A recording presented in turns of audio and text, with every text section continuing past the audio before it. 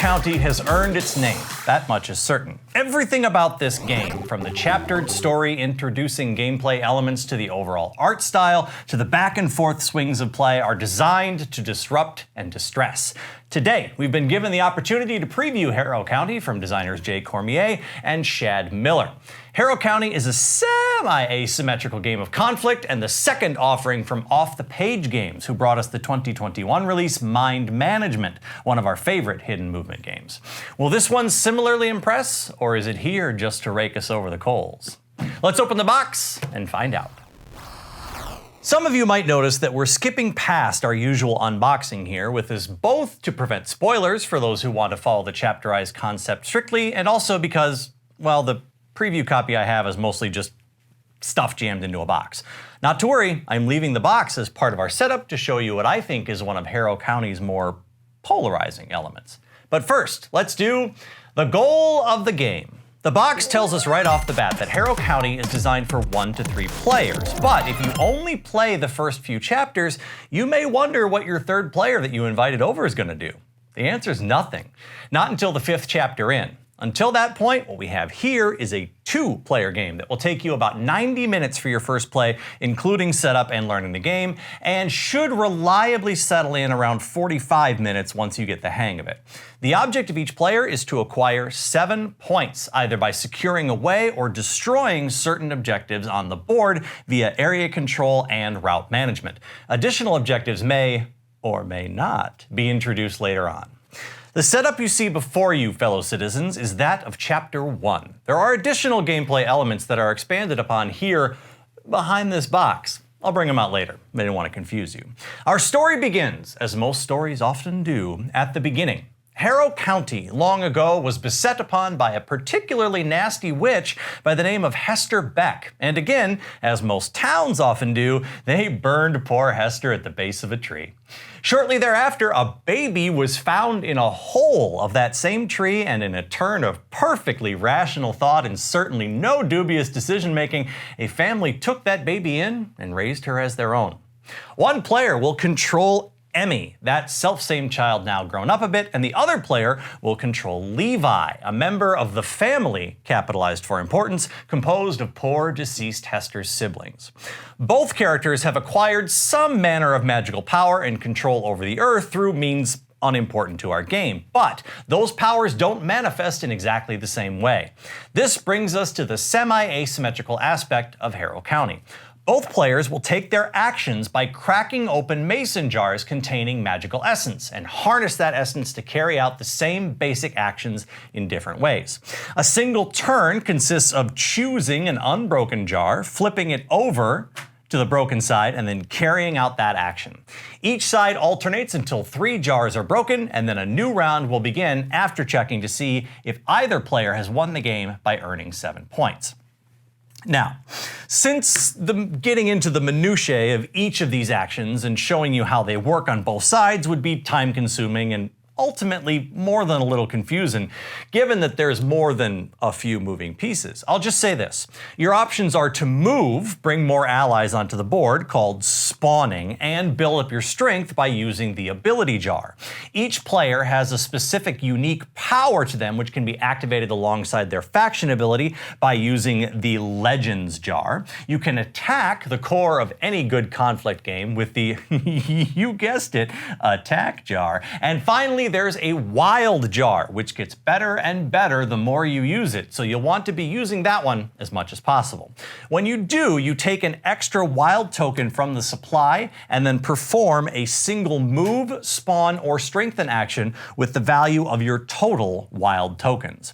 When you've completed a single action, you can pick up tokens from the board where your units are and add them to your side's supply, and then check to see if you can earn points.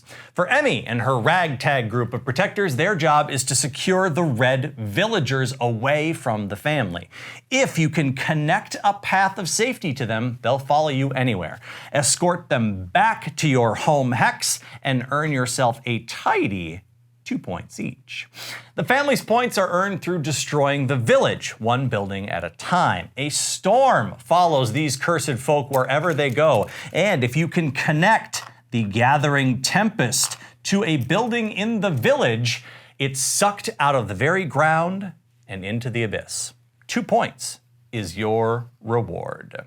With only 3 objective tokens in play for either side, at least 1 point must be earned by ending your turn in the hard-to-defend brambles. Having at least 1 unit on your side at the end of the round will get you a single point. It's possible to stick and defend 7 rounds in there, but not at all likely, so stick to the plan.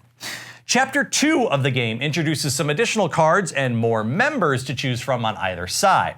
Chapter 3 gives you some complexity in setup with bonus tokens and intelligently placing your opponent's objectives, of which there are now 4, and makes killing haints worth progressively less points.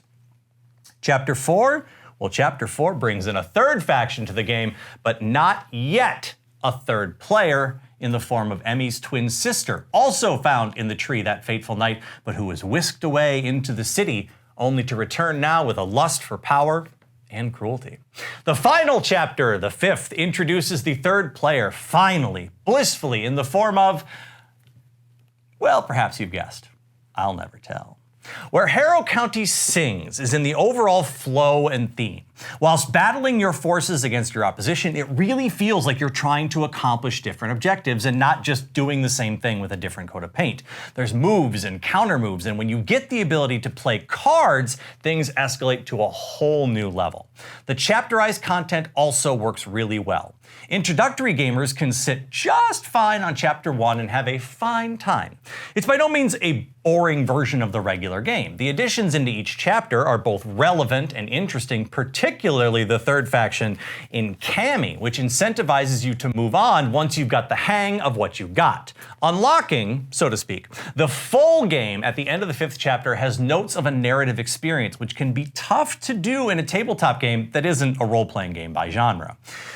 Where She Keens, however, is unfortunately equally relevant and concerning. The first issue is that combat is going to be a very relevant part of your game, and the hinge on which it all turns is the game box. The top edge of the game box has a hole in it in which you'll pour some number of these cubes at the beginning of a conflict. The inside of the tree tower here has obstacles and platform made from a nearly cardboard paper lining. And what isn't captured by the tree itself will fall out into the base of the tree here. At first blush, this is a really cool all caps edition that I don't know I've seen in a board game before. However, the issue quickly becomes that you must protect this box even harder than the villagers of Harrow County. If anything should happen to it, be it crushing, tearing, or other damage, your conflict phases suddenly become a giant question mark. Now, it's possible that Off the Page Games has a solution for this, but it's my absolute main concern here. My other lingering issue with this is that the rule system isn't completely clean and easy to grasp. I love the idea of limited actions involving these mason jars and the fact that you can't do everything you want in a single round, so you have to choose what's best for your current situation. However, the wild jar is almost a mandatory action as it gets incredibly powerful in the late game the more you use it. Also, the attack jar grants you a free move, spawn, or strengthen action to use first, which doesn't even need to involve the units you plan on attacking with. It's helpful, but not intuitive, and something you can easily forget to do, that is, if you're not looking directly at the token. This is a minor issue, as there's lots of games with wonky rule sets that you just need to get used to. But Off the Page strives for a user experience that's sit down and go, and this works against that somewhat. I really enjoyed Harrow County, and I'm already looking into ways to protect my box tree if no clear resolution is forthcoming. There's lots to look forward to as you progress through the chapters, and the gameplay itself is impactful enough to keep your attention throughout. Off the Page Games is quickly climbing the ranks of developers to keep an eye on as new projects get announced, so if they're not on your radar by now, it's a great time to take notice. Harrow County comes from good pedigree and represents Off the Page Games' attempt to bring asymmetric play and expanding difficulty to your table. Let's go through our checklist before I give you my final thoughts. In the box, rulebook clear and non-gender pronouns. The rulebook I have is still in progress, but I was able to learn the game relatively easily with it. I'll say this, Harrow County isn't a gateway game. It's a game for gamers, and someone at the table familiar with medium weight strategy should be around to teach new players. The current rulebook does currently use gender-neutral second-person pronouns to address the player. Iconography clear. Yes, the individual tokens and cubes are all separated into parts of the board that make sense, and you know what you're getting when you see them on the table. Very little confusion about which thing does what should be present after about 3/4 of the way through your first game. Packaging well done. My very real concerns about the cube tree notwithstanding, mind management shipped with a great organization system in the box, and I am hoping for the same thing here. On the table, good representation. The protectors are 2 women and a bat wolf, the family is 2 brothers and a sister, and Cammy comes in as the twin sister with a couple of non-gendered familiars. Expansion content and the mystery third player won't throw that balance out of whack at all. Component quality. Medium. The character boards are all good weight cardboard, and the wooden tokens should hold up well over time. The character cardboard standees I have some concerns about, and I hope that some attention is paid to moving them into the nice acrylic standees I see popping up more and more. Other than that, most of the concerns I have with what's on my table here have already been addressed by the developer. Replay value. High. With lots of characters to choose from and a solo mode that I didn't test, there should be plenty of ways to get this back to your table if it starts to get stale. I think there's easily a dozen plays in this box before you get close to that point though. Fun to lose. Not particularly. Harrow County is a bit of an outlier in this category though. Because this is an objective-based game, and in most of your games you're going to be intelligently placing those objectives, you should have a little more room to maneuver into a defensive position. And given the strength cubes are almost a complete unknown from battle to battle, it's possible to get a couple really lucky drops. That said, in most of our games it was pretty clear who was going to win towards the end, but not annoyingly in the middle of the game. Your mileage might vary here. With very few rubs to trip on, Harrow County is an admirable sophomore offering from off the page, and one that I'm very keen to see evolve through the crowdfunding campaign. From the overall Gothic tone to the intricate, careful gameplay, Harrow County evokes a strong table presence, as long as you're willing to see it through. As always, I'm Nicholas, reminding you to help protect the game population. Always sleeve your cards.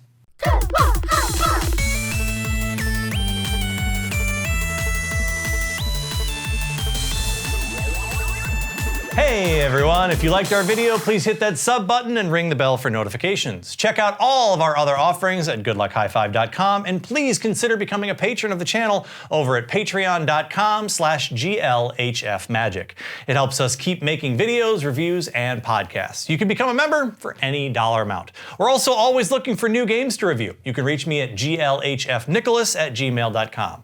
You can follow me, Captain N the Game Master, at CaptainNGM on Twitter and Instagram, and follow the channel at GLHF Magic. Remember, please shop at your local game store whenever possible. Until next time, I'm Nicholas, and good luck. High five.